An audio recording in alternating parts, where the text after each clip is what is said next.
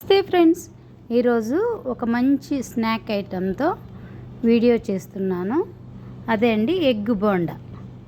దీనికి ముందుగా మనమైతే షాప్ నుంచి ఎగ్స్ తెస్తానే అదే విధంగా వాడకూడదండి.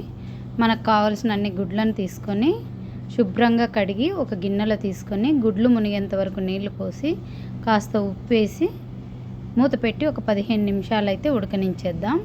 ఇప్పుడైతే ఉడికిపోయిన గుడ్లను ఆ విధంగా తీసేసుకొని ఆఫ్ చేశాను.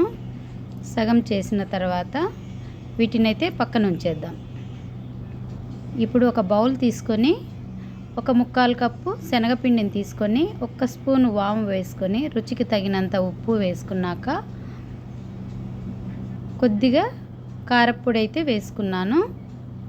తర్వాత కొద్దిగా గరం మసాలా వేసుకొని కొద్దిగా పసుపు వేసుకొని కచ్చా పచ్చా దంచి పెట్టుకున్న కొద్దిగా పచ్చిమిరపకాయ పేస్ట్ కూడా వేసుకొని అన్నిటినీ బాగా కలిపేసుకోవాలి.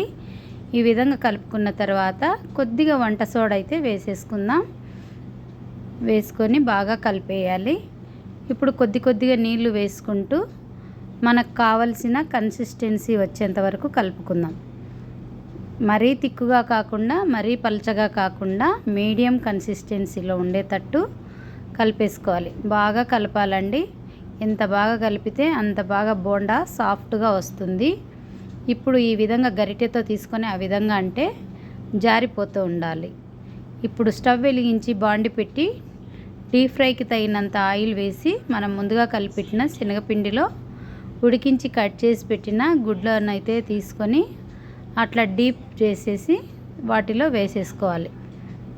ఆ శనగపిండిలో ముంచి ఆ విధంగా కావలసినన్ని దాంట్లో సరిపడినన్ని గుడ్లను అయితే వేసుకొని గోల్డెన్ బ్రౌన్ కలర్ వచ్చేంత వరకు ఫ్రై చేసేద్దాం.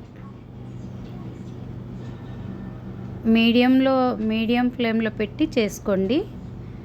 మరి హైలో పెడితే శనగపిండి లోపల పచ్చిగానే ఉంటుంది. ఇప్పుడైతే సర్వింగ్ బౌల్లోకి ఇవి సర్వ్ చేసుకుందాం. ఎగ్ బోండాలనైతే సగానికి కట్ చేసేద్దాం.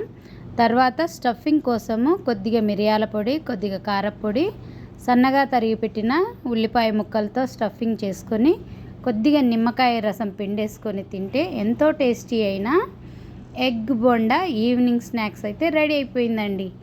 ఇప్పుడు నా దగ్గర అయితే కాస్త అంతా శనగపిండి మిగిలిందండి. దాంట్లో కొద్దిగా ఉల్లిపాయ ముక్కలు వేసుకొని ఈ విధంగా పకోడా లాగా వేశాను.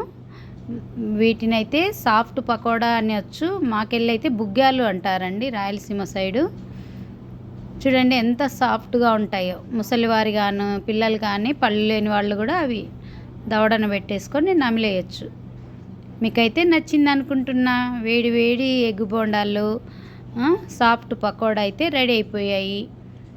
ఇవైతే ఈ ఈవినింగ్ తినేసాం మేము. మీకైతే నచ్చింది అనుకుంటున్నా. లైక్ చేయండి, సబ్స్క్రైబ్ చేయండి, కామెంట్ చేయండి, షేర్ చేయండి.